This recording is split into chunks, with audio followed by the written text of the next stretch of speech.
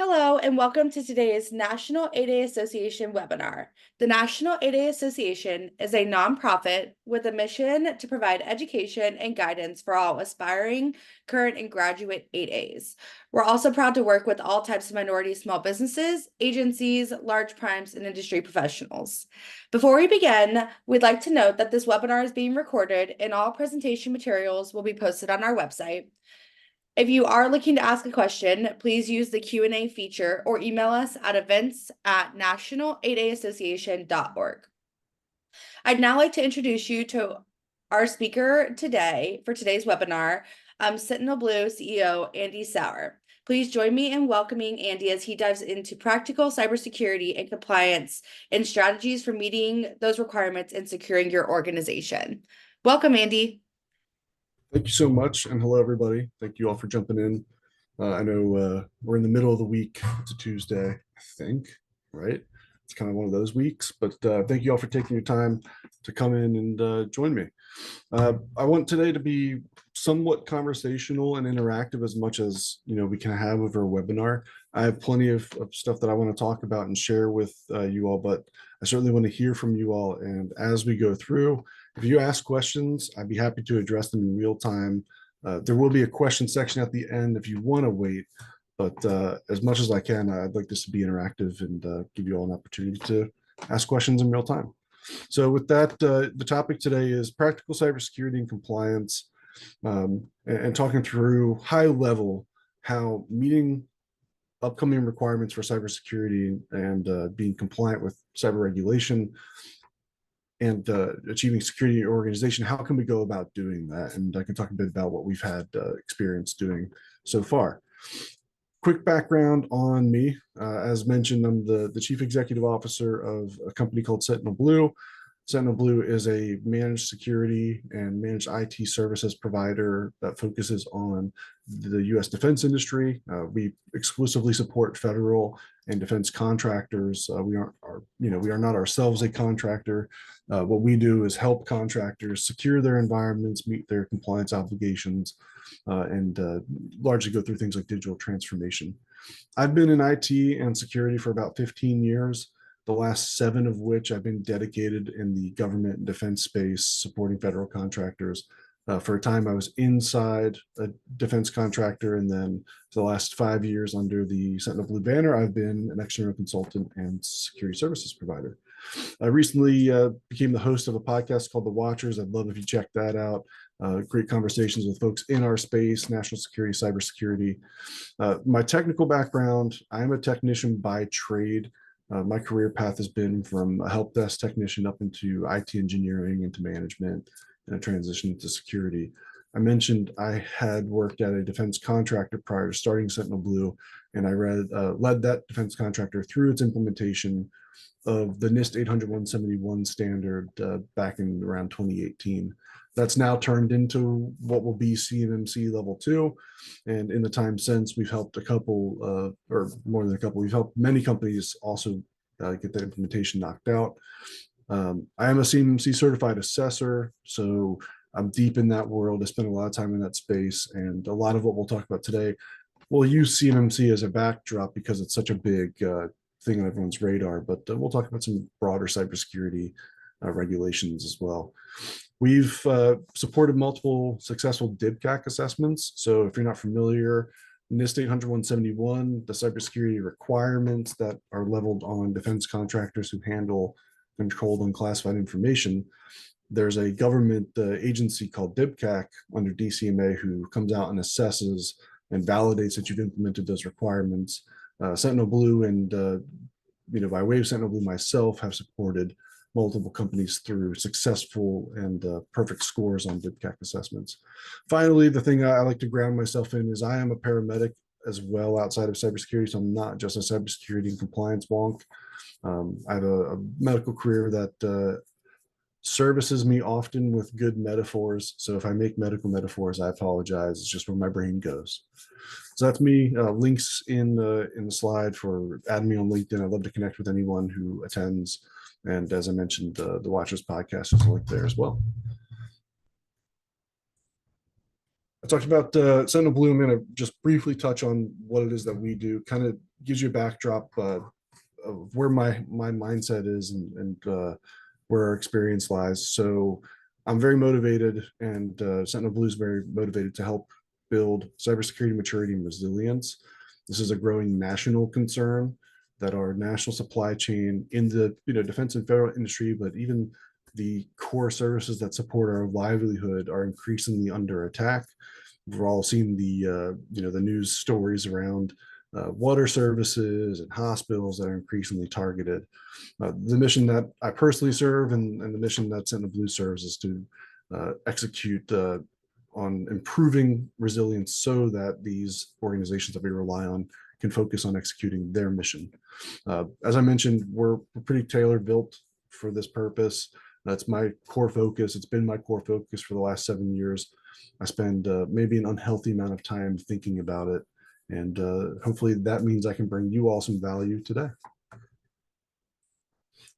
So I want to talk about the security compliance challenge.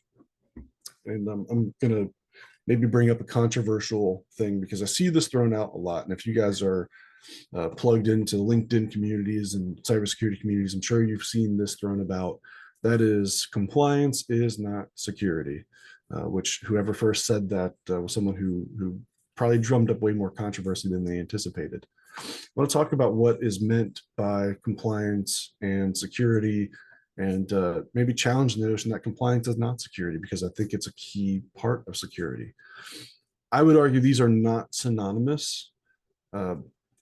They are important and they are related, and you need both. A lot of times I see in the cybersecurity community a general pushback on the idea of compliance as something that brings us down, that slows us down, causes us to be less effective, limits our ability to execute. And I understand those frustrations, but I think it's important for us and in this talk to understand this is something that we have to have. And I think we need to accept the fact that we need both playing to be successful. All said, security is an assurance that we can execute on our mission. That is protecting our data, our processes, our services, the technical and policy type protections that keep our ability to execute on our mission intact.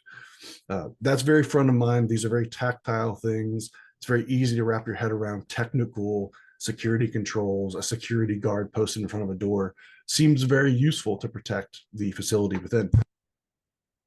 Compliance is less so, less on less obvious, less in front of you, and feels a little less tactile. But compliance assures us that our security is viable. Security without compliance, you are operating in the dark.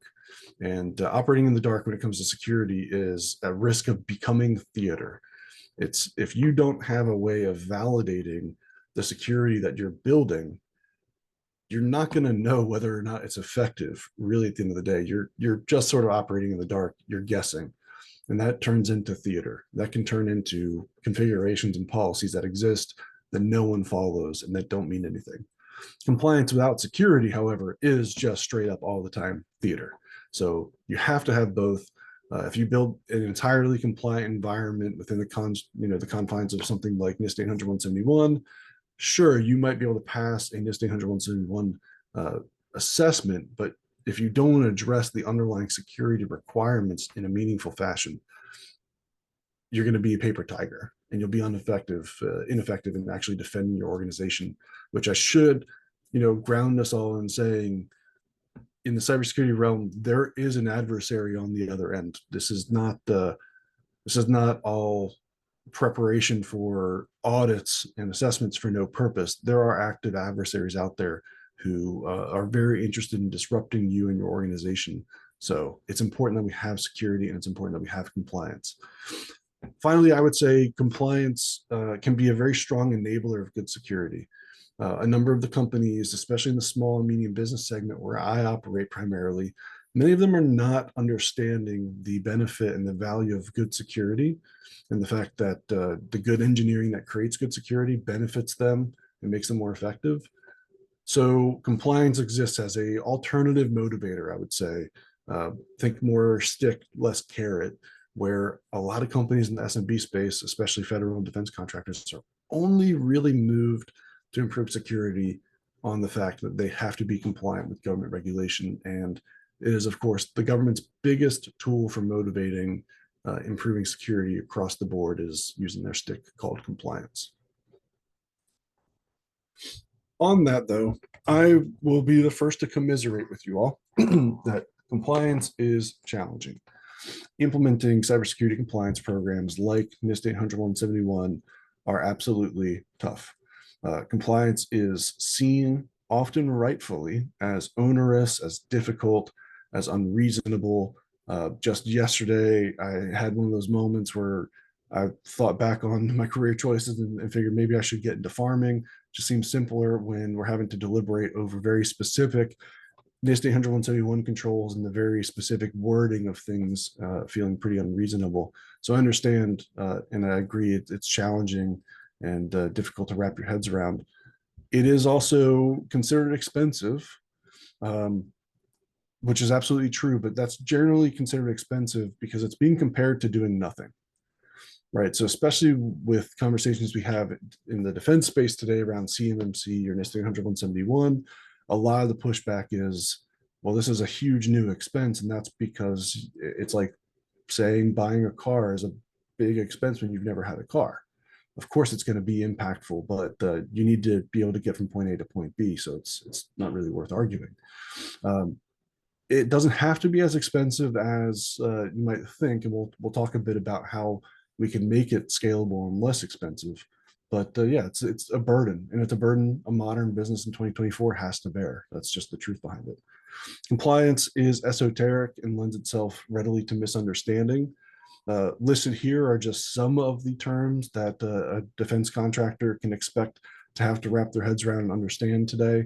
DFARS, the Defense Federal Acquisition Regulation Supplement, FedRAMP, CMMC, the emerging CERCIA regulation around incident reporting, ITAR, International Traffic in Arms Regulations, Foreign Ownership, Control, and Influence. These are all concepts many small, medium, and large federal and defense contractors have to deal in and have to wrap their heads around and have to account for in how you plan and architect your cybersecurity and compliance programs to not just support your business, be effective, achieve compliance, but also to interact with all of these other regulations properly. And by the way, the punishments for not being compliant with some of these can be pretty stark, all said. So these compliance programs, as I mentioned, allow for pretty minimal error. Looking at the CMMC in particular, in its current iteration, how it's currently planned to roll out involves a zero tolerance for long-term non-adherence to the specifics of the requirements. So no pressure, everyone, in achieving all of this.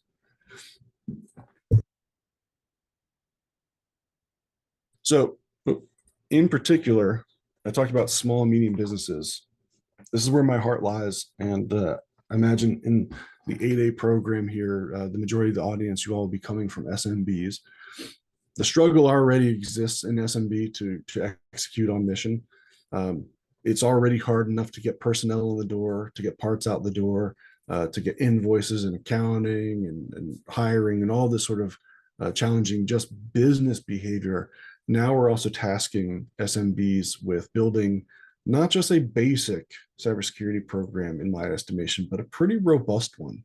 When we're talking about like NIST 800-171 and CMMC Level 2, these are pretty advanced capabilities, not for Raytheon and BAE and companies at that scale, but for small businesses where, again, we're often coming from nothing, asking them to build a cybersecurity operations capability where people are auditing and analyzing, network traffic and whatnot. That's a pretty advanced request. So with that, you're asking a lot, and we're also requiring there be pretty minimal margin for error. That's got high impact. The requirements form on today's technology, and really, in a lot of cases, the requirements in place today are built on yesterday's technology.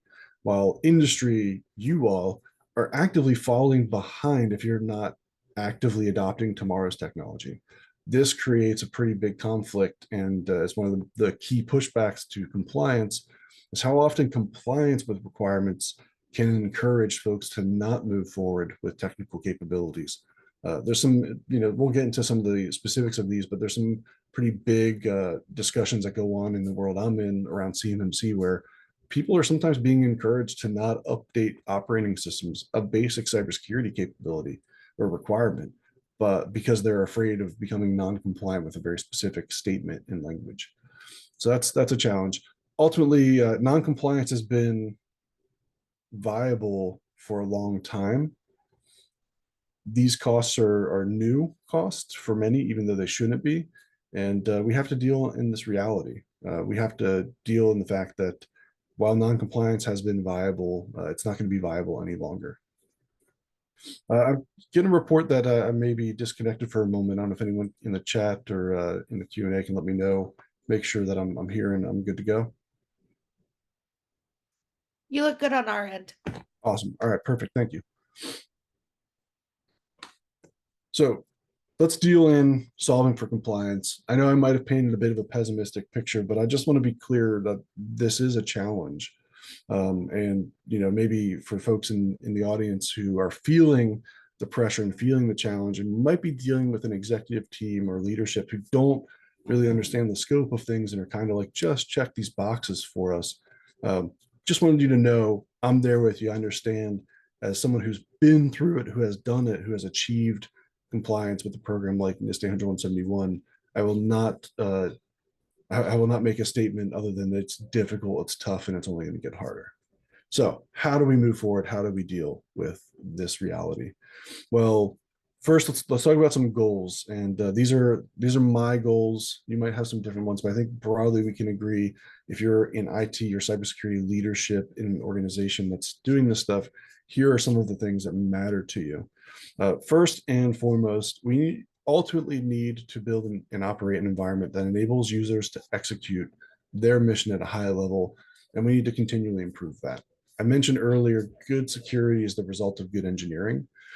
Ultimately, security is not what drives organizations. It's their mission and it's their ability to execute. It's the small manufacturer's ability to get parts out the door that pays, payroll, not security. So we have to always be grounded in the fact that's the mission we serve. We don't cause, I always say the most secure network is the one that has no internet connection. It's a non-viable network, but boy, is it secure. But that's not the point here. Is we need to be viable in supporting businesses.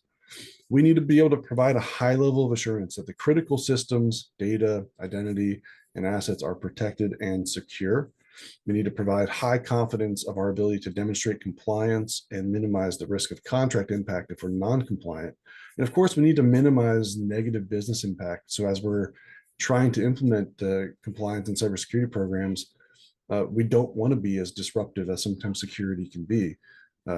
As a funny sort of thing, I've never gone into a security project or implementation where the stakeholders didn't ask for three things. They want it fast, they want it cheap, and they want it to be easy and low impact. I always tell them, you're lucky if you can pick like half of one of those. You can never pick more than one. This stuff is just difficult. It's expensive. It's has a lot of impact and often requires changing how businesses operate their core functions. And that's why compliance and cybersecurity have to really, to be successful, have to be adopted as key concepts and important aspects of the whole business from the leadership down. Now, CMMC in particular is a hot issue. I'm sure in the A-Day community, in the federal and defense contracting space, particularly in defense space, CMMC is essentially all I can ever hear anyone talk about when it comes to cybersecurity. If you don't know, if you're only in the federal space, CMMC is a certification program for validating that you've implemented the publication NIST 171. In short, it's a list of cybersecurity requirements that you have to do. CMMC takes those same exact requirements and it is just a program that certifies that you've implemented those. And how it does it is sends a certified third party to come look at your network, look at your endpoints, configurations, and processes and validate you're doing it. So that is what's happening and what is likely to happen. All indicators are, while it's starting in the defense space, it's going to be broadly applicable to the entire federal contracting base. So this will impact pretty much everyone that I'm aware of in communities like the National 8A, where we're doing a lot of government contracting.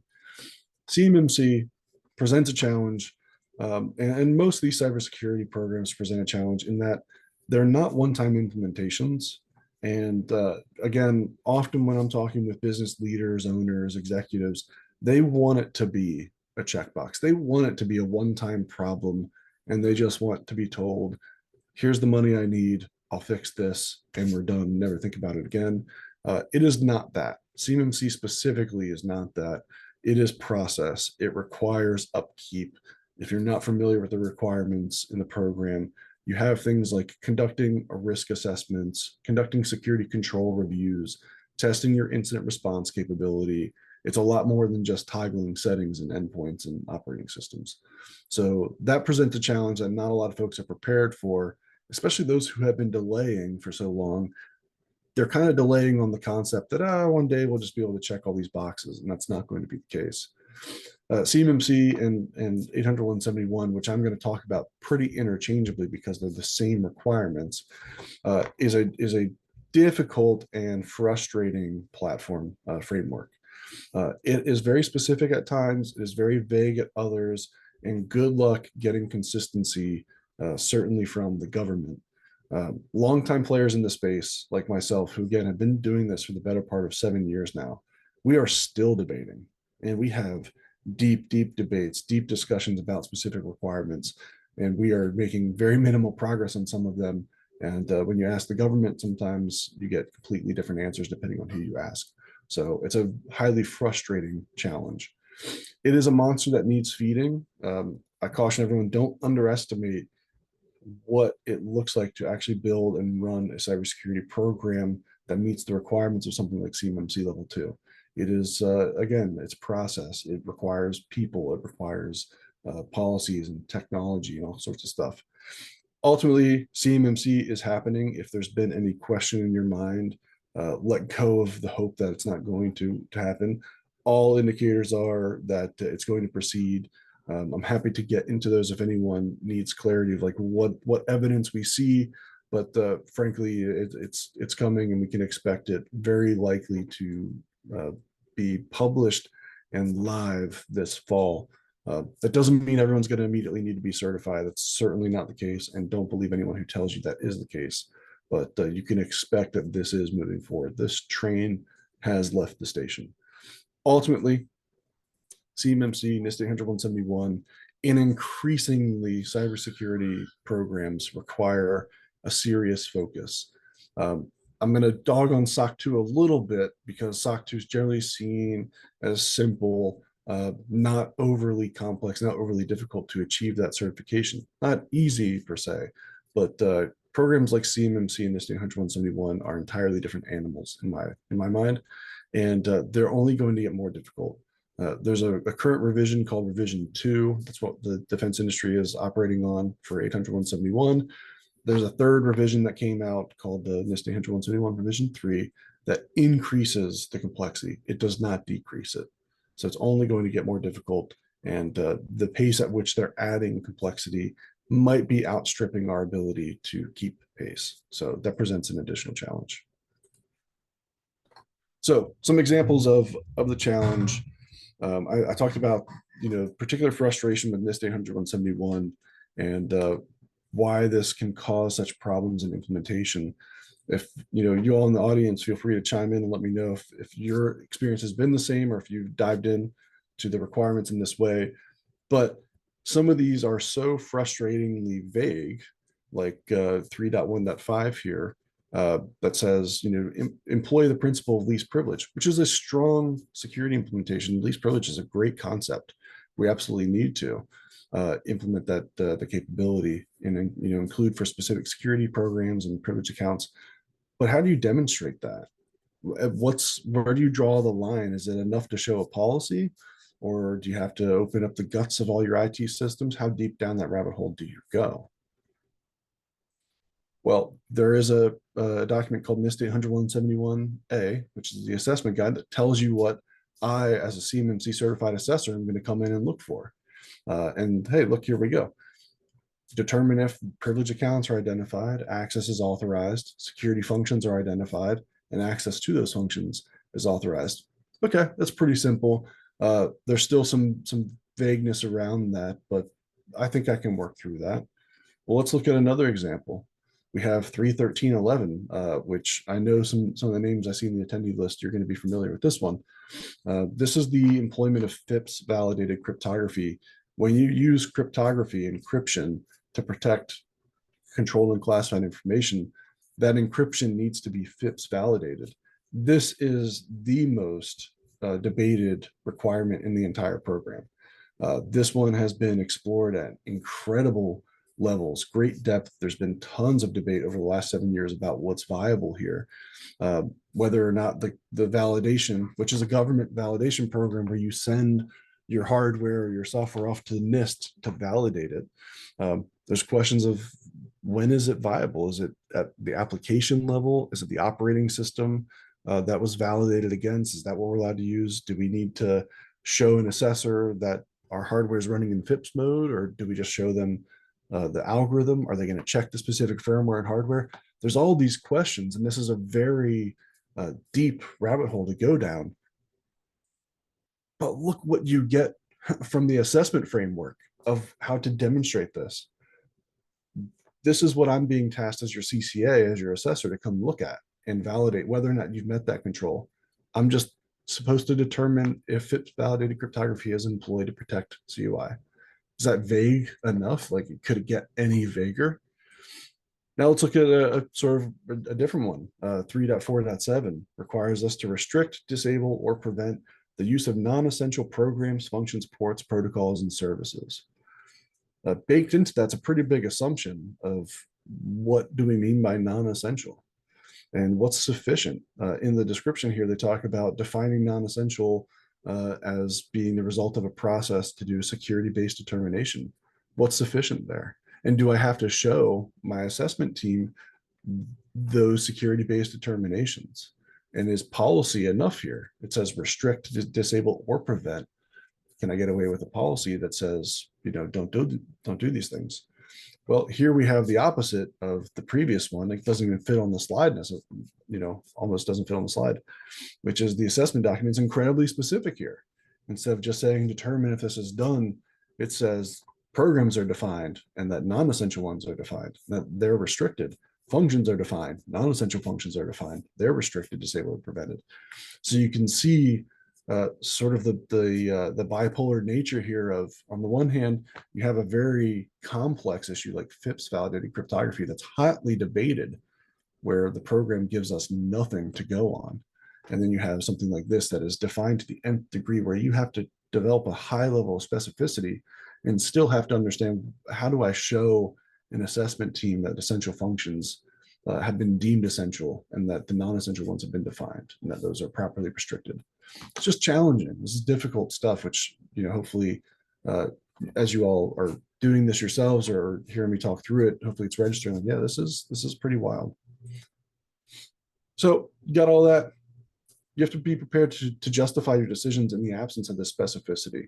You need to be prepared to, showcase and answer in interviews and demonstrate that you're doing all of the assessment objectives, not just the 110 requirements of 800-171 and CMMC. And don't forget, I'm just beating up on one compliance program. You have others that you have to deal with. You have things like FedRAMP requirements for handling controlled and classified information in the cloud. And that assumes a lot, like whether or not you know where your CUI is, which, do you? Does anyone? It's the rare company that I run into that knows where all their CUI is at.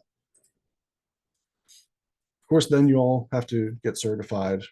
It makes it equally, additionally challenging. There's added cost to have a certifying person, a company come out and do this to the tune of 30, 60,000, somewhere in that range, very likely. And again, as I mentioned, these are increasingly low tolerance for non-compliance. Essentially, CMMC does not allow for non-conformities. It allows for some temporarily, but for you to get a cert, you need to be perfect. full 110. Difficult. This is all impacting your stack, your personality processes. In short, it's difficult stuff. So let's talk about how companies in the space, 8As or otherwise, can address this complexity within the constraints of being a business, often a small startup business in the federal and defense contracting space. Shared services is a pretty common approach that we see, certainly for organizations like A&Cs, tribals, and broadly in the 8A space. We see companies that have multiple subsidiaries, multiple units, and a shared services model can make a ton of sense in this space. What I mean by that is you might have multiple subsidiary organizations or wholly owned subsidiaries or business units within large organizations. And instead of building infrastructure and cybersecurity programs that address all of the requirements that I've been talking about for each individual unit or organization, why not build it once and offer that up as a consumable service to all those units or subsidiaries? Very common model, certainly in the A&Cs, the Alaska Natives that I'm aware of, where the parent company will essentially build, host, and operate a shared IT and cybersecurity function that it essentially then builds down to its subsidiaries. This has a lot of benefit. It's highly repeatable. It gives the parent company and the ultimate authority and the ultimate responsible parties high assurance that this highly complex program is happening in its subsidiaries. Now, this opens up a pretty big challenge around the concept of tenancy and how to tactically and practically make this work. When you are offering up shared services, and suppose you're a company that has 10 subsidiaries, that shared service has, by its nature, if it's a security service, an IT service, it's going to have full access and full functionality to interact with those 10 different subsidiaries. Suppose some are highly sensitive and some are not. Some are contractors, some are not. Where do you establish boundaries between these organizations? How do you firewall and control data between them effectively? Again, if you have a shared service and it's the same people protecting one that are protecting the other, that's not a very clean line to draw between things. So you have concepts around single tenancy, which is what I'm describing, where it's all sort of jumbled together and the shared service is operating it all on behalf of everyone. Then you have the concept of multi-tenancy, where you break out organizations or business units into their own logical constructs. At a literal level, this can mean their own physical premises, their own networks, their own cloud tenants, their own Microsoft 365 organizations. This is a big challenge that you have to think about if you're going down the shared services model. Scoping is a key component of being successful with the cybersecurity compliance requirements that are coming down the pipe. With proper scoping, you can reduce and limit the impact on the total operating cost to meet these requirements. Pretty often, a company in the federal and defense contracting space, often also has a commercial business, and often it's bigger than their defense business. They can prevent all this complexity impacting their commercial entity by maybe creating a special enclave environment for their defense environment, where they only have to incur those costs for a small subset of their organization. Controlling your scope in this way will mean not having to apply the controls across all of your subsidiaries. Where this ties into the shared services model is, of course, if you have, again, 10 subsidiary organizations and one or two of them are CMMC CUI holding companies, if they're going to consume the shared services, that shared service operation has to also be at the CMMC and CUI level. So now it has to operate and provide support, not just to those two subsidiaries, but all 10 at the complex level of CMMC Level 2 or NIST 171, or whichever requirement list we're going with. If you can control scope and you can create things like multi-tenant infrastructure, you can reduce that. Or if you just go all in, you can have a pretty high cost. There's a question, and it's not a question I can answer for you. It's a question that has to be discussed amongst the key stakeholders in organizations. Is it better for a particular organization to do this centralization and deliver via a shared services model, which ultimately should get you a higher level of assurance? Again, if you have 10 subsidiaries, it's a lot easier to have one CIO that reports your success in implementing requirements than it is to have 10 disparate CIOs with their own agendas and their own teams and all that sort of thing. Or is it better to decentralize? And there's a lot of benefit to being decentralized, which maximizes flexibility, doesn't lock you into bureaucracy and red tape. It's a hot debate to have, and one that as you approach this, if you are the type of organization that is looking at shared services as a model, you need to have this discussion. Talked about single tenant, multi-tenancy. I want to get into these a little bit. And again, I just want to encourage everyone, Q&A is open. I'm happy to jump in as you have questions. If anything pops in your head, please feel free to ask it. I have no problem jumping in at it. So I talked about single tenant as an approach. This is where we have a single sole source of truth. This allows us to develop a lot of depth and capability. Again, I'm going to keep using this example. Suppose we have 10 subsidiaries. If I develop a lot of maturity in my one entity that provides everything as a shared service, that means I can probably hire personnel with very specific siloed capabilities. You can hire someone who's a very specific security operations analyst. If I instead ask each of the 10 subsidiaries to figure out their own security, not all of them can hire a siloed security analyst. They might have to hire a more broad generalist who can achieve more in volume, but less in depth. So a single tenant and a single shared service approach can address that and be pretty advantageous in that way. This gives an organization a high level of control and a high level of visibility. Again, when you have this single sole source of truth, you have, call it your single CIO, as opposed to all these disparate ones, a lot easier to maintain control and have visibility of what's going on in your subsidiary organizations. Inheritance can be a big benefit. Across multiple cage codes even, this is still something that's being worked out, and we don't know exactly how the government's going to handle it. But with programs like CMMC, there's potential that if you certify the parent company, the shared services organization at the parent level, your subsidiaries who consume that should be able to just inherit those controls, and by nature not have to go through as difficult and complex of assessments and not have to implement everything themselves. They might just be able to say, hey, we just consume what's provided by the shared services up here. Here are all the controls. They meet on our behalf. You don't even need to look at those. That can be a huge benefit in assessment and in just keeping things simple. That said, the single tenant model can be pretty inflexible and can be heavy in red tape. Imagine a lot of us have worked at large organizations before and have also worked at small, and have felt how slow things can be in large organizations because there's so much heavy process. And when we have this sole source of truth, we have something that's affecting a much larger organization, it tends to not be very flexible and not very agile. And that can be one of the key challenges around single tenancy.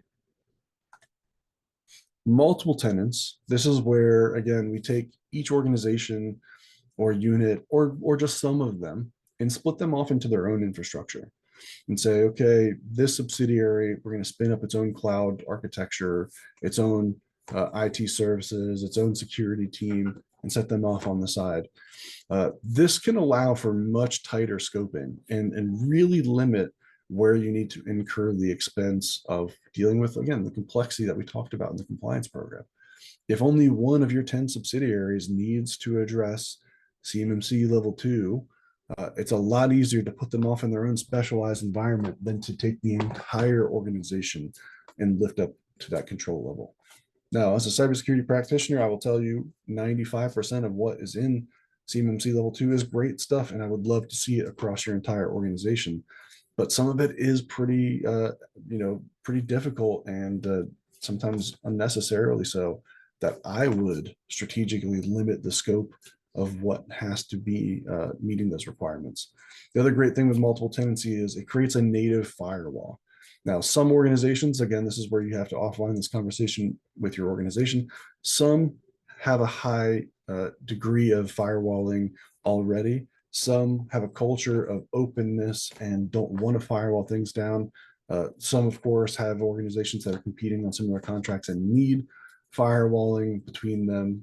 So being multi-tenant gives you a native state of firewalling. When you have technically different infrastructure, it's essentially technically different companies that don't have any interconnection. This can also, of course, create way more flexibility and agility in use and adoption of technology. In a big corporate enterprise, good luck getting corporate sign-off from the CIO, the CISO, and all the teams on your implementation of an AI capability. In a much smaller organization where there's strategic need for this business unit or this organization to develop maturity in AI and be sort of on the tip of the spear in R&D, way easier to get authorization to run that in that environment in comparison to a big single tenant. That said, multi-tenancy is not without its own issues. There are pros and cons to both. And one of the big cons around multiple tenants is it can result in lower maturity level. People won't have as much time to develop as much depth. Your personnel will not be able to silo into specific capabilities.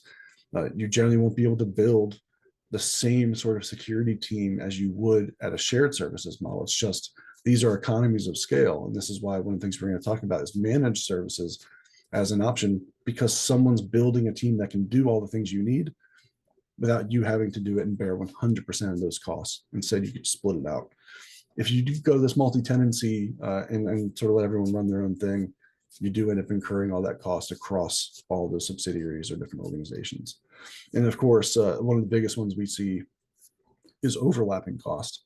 Generally, we find, multiple personnel exist in multiple organizations, multiple subsidiaries, multiple business units. Sometimes a commercial engineer who does a commercial off-the-shelf product is also the person you task with engineering a solution on a government contract. And they have to move in and out of different environments to work on different types of data.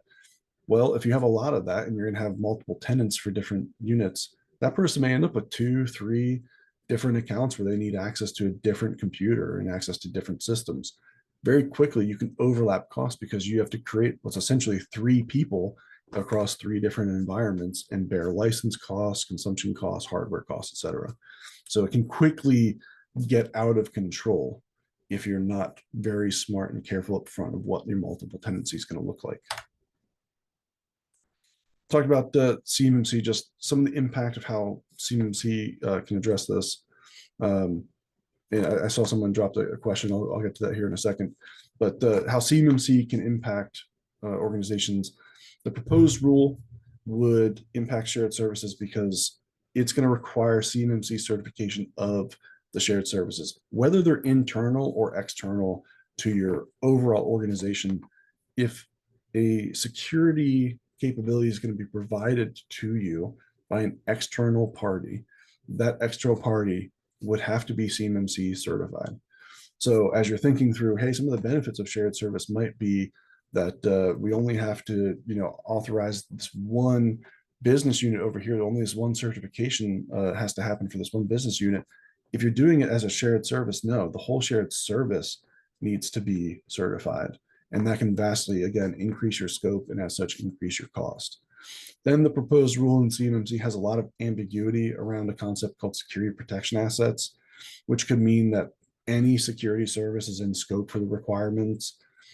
We expect this to get some clarity, but this could be a direct elimination of a lot of the savings of shared services. If suddenly we have to say everything that security protection has to be in scope, this can get out of hand pretty quickly. And then if you have some entities in scope, some out, you have to build for the highest watermark, right? If you have 5 subsidiaries who need to handle CUI and 5 who don't, and all 10 are going to consume the same shared services, the shared services has to be certified at the highest level of whichever subsidiary has the highest requirement. So as defined in the current proposed rule, that would have some major impact. And then, of course, there's the FedRAMP moderate equivalency or authorization when you're using cloud services to handle CUI. This has been something of hot debate between industry and the DoD lately, where the DoD's equivalency means something pretty complex and pretty difficult, which will, again, vastly limit our ability to consume those services. Someone in the Q&A asks, if you want some channels of your 8A organization to be CMMC ready, but not all of them, but you do want them to be hosted in a single tenant. How could you achieve that? As I would see it, and as I'm talking about, this is essentially saying we would do a shared service in one big tenant where we have one IT department, one security team that's going to be on the hook to provide protection for everybody. I don't see how you can internally create a meaningful logical separation where you would say this business unit over here is going to be in these teams and SharePoint sites and whatnot, and we're not going to protect those. We're only going to protect these ones over here. That tends to create more complexity than you're solving for, which creates more labor, more cost, more confusion than you're eliminating by trying to split things out. And that's one of the dangers of the single tenancy and the lack of native separations. I find in my experience, when people have tried that approach, they create clunkiness and difficulty navigating for other IT folks and ultimately for their users.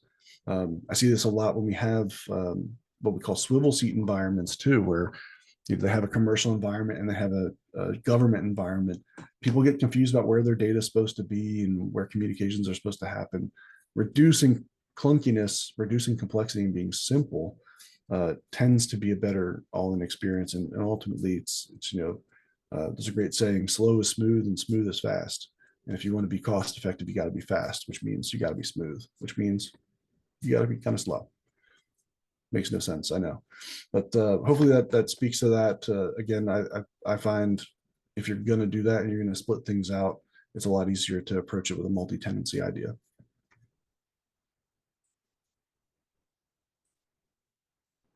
All right, another solution in here, or one of the key solutions, is partnership. Now, assume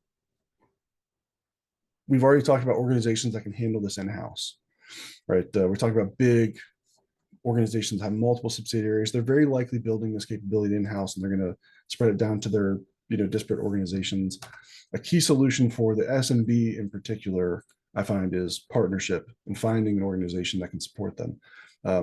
Controversial as it may be, I'm going to say, in my experience in the last 7 years, achieving these types of requirements like CMMC Level 2 as an average SMB alone, it's borderline impossible. I know some highly talented superstar IT folks in the space, and they're struggling to make all this happen. It's just a lot, and it's only going to get worse. It's only going to get more complicated. This is where managed service providers can be a key force multiplier. Specifically, if you bring in an MSP with expertise, not just familiarity, but with the requirements, they can really be a force multiplier in a number of ways. One, the managed service model itself already lends itself to scaling.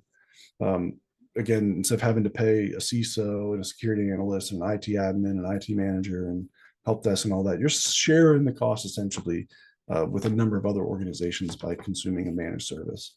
So that can be a way to achieve a lot more depth with a lower cost without all the capital expense. And then if you find one who's expert in all this, you don't have to go down all the rabbit holes in the way that I've talked about, where you have to go find all these esoteric issues and turn over all these stones and challenges around specific requirements. You can find someone who's been down this track and work with them.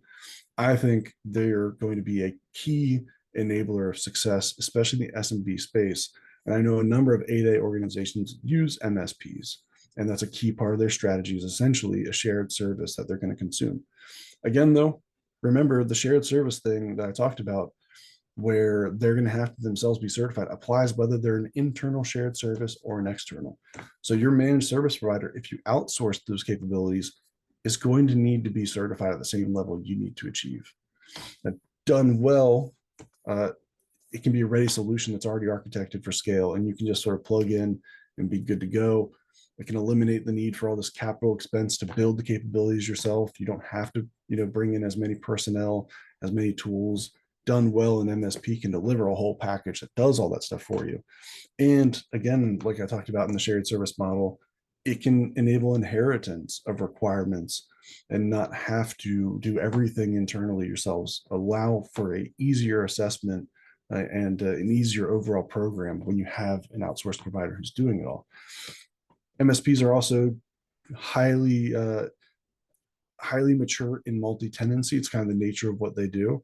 So if you're approaching things from a multi-tenancy idea, they already understand that that's how they operate. So if you have a need for your multiple subsidiaries to be treated like separate entities, they tend to get that out of the gate because by way of their work, they're working with many different companies. Doesn't mean they can't support a single tenancy model. They can very much still support that, but they lend themselves very well to multi-tenancy and having good firewalling in place. My major caution in all of this is if you are an organization that's considering an MSP or you're working with one, as you prepare for these requirements, whether it's CMMC or otherwise, ISO, CIS controls or whatever, be thorough and rigorous in your selection of who you choose to work with. Again, that first line I think is very important. You need to find organizations with expertise in this, not just the loose familiarity. Very rarely have I seen an SMB be successful in dragging their provider along and saying, hey, this is how we're going to do things. I'm the expert. Far more often I've seen it be successful when SMB is working with a partner who has the expertise, who can take the leadership role in implementing the requirements. Real quick, I'm just going to plug Microsoft. I think if you're in here and you're interested in practical of like, hey, what do I need to be having my organization do to adopt these cybersecurity requirements and prepare for compliance, prepare for CMMC and whatnot. I would generally say I think Microsoft is the strongest solution. Many of us who have architected compliant environments, Sentinel Blue is among them, who have passed DIBCAC assessments, who have implemented 800-171 and been assessed at a perfect score, have done it on the Microsoft cloud. In fact, I'm pretty sure it's the majority of us who have passed these assessments who have done it. In my opinion, I think Microsoft is the leading cloud service provider when it comes to security capabilities in terms of a unified front end access to all sorts of capabilities for a small business. So I think there's a ton of bang for buck there. I'd also say, in my opinion, Microsoft is the leading cloud service provider when it comes to telling a competent compliance story. They have their FedRAMP house in order. They've addressed things like the Defense Federal Acquisition Regulation Supplement requirements called paragraph C through G, and they're very responsive to industry needs. While it might not seem important that they have those things, the strong and competent compliance story is a big winner. When you're having to build this robust compliance architecture and cybersecurity program, the fewer questions that you have to answer, I can tell you from experience, is it just you will happily spend a lot of money to answer questions or eliminate the need to answer questions altogether. So when you have a cloud service provider and a partner who has answered those questions already and has strong positions on those, you don't have to waste your mental energy in putting together a package to demonstrate to an assessment team that the cloud service you're using has all the evidence that they're FedRAMP, equivalent. When you work with someone like a Microsoft who's been down this path, and there's a ton of precedent of people building on this technology and passing assessment, and there's a community of people who can explain to you how they passed assessment using those tools, it just becomes something of a no-brainer in my mind. Of course, I talked about the Microsoft 365 E5. That's sort of their big license, ton of bang for buck.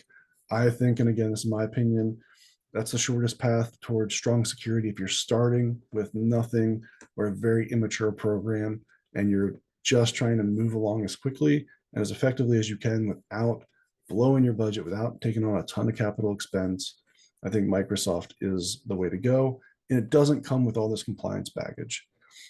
Even a lot of the other cloud service providers or tools like CrowdStrike or SentinelOne or whoever else in the space, they just don't have the internal maturity typically to answer questions about whether or not they meet DFAR C through G and whether or not they would sign a flow down of the requirements that you are held to. Microsoft has eliminated a lot of that ambiguity and can get you a lot of strategic wins in your assessment process because, again, these aren't questions that need to be asked. They've already been demonstrated. They have a lot of tools that are near best in class. Microsoft Defender for Endpoint, Sentinel, Purview, Entra ID. These are phenomenal tools that are foundational elements of implementing these requirements. And ultimately, a unified platform especially in the SMB space can be a phenomenal tool and it supports single and multi-tenancy. Of course, not the only viable option, but in our experience has the best track record.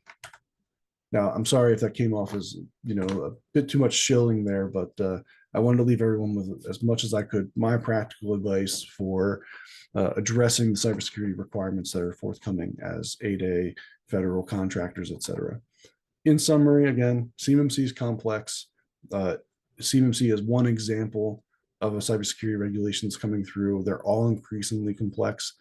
We all see in the news increasing pressure on industry to get their cybersecurity house in order, and I expect regulations only going to increase, the pressure there. So we expect it's only going to get harder. I want to remind everyone, compliance and security must be in balance and are both necessary for your success. You have to come to terms with the idea that as much as we might hate it as practitioners, compliance and demonstrating compliance is a key component. Control your scope. Keep that at the forefront of your strategy as you look at how you're going to architect and solve the problems you have in terms of where data is at and how you're going to deliver these requirements. Control that scope, and that can control a lot of your cost. Organizations with multiple units or subsidiaries need to be purposeful in determining a strategy around shared services and multi-tenancy or single tenancy. This is not something that you want to address down the line. You want to address this right now because it's the foundation on which you're about to build a pretty large house, and you don't want to have to address the foundation after you've already built the house. There are partners out there who have a depth of expertise who can function as a force multiplier. I would encourage most SMBs to reach out and find a partner that can help them through all this. It's a lot easier and a lot quicker to work with someone who's been down the path than to forge it yourself.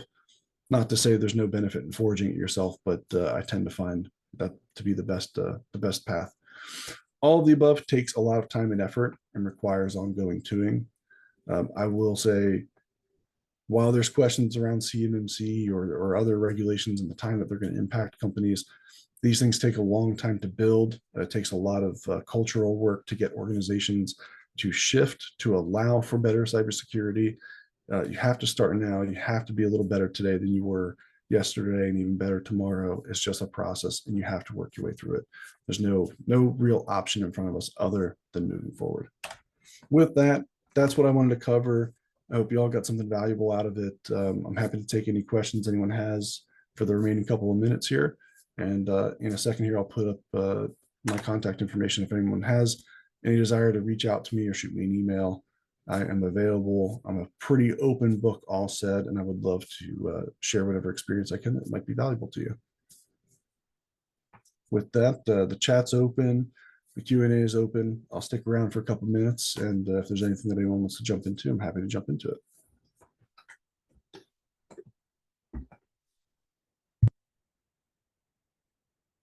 We'll give them a few seconds here, Definitely. but in the meantime, I wanted to thank you, Andy, for such an insightful and informative presentation. I think this is information I think our small business community really needs. A lot of them are living in this world, so it's amazing content.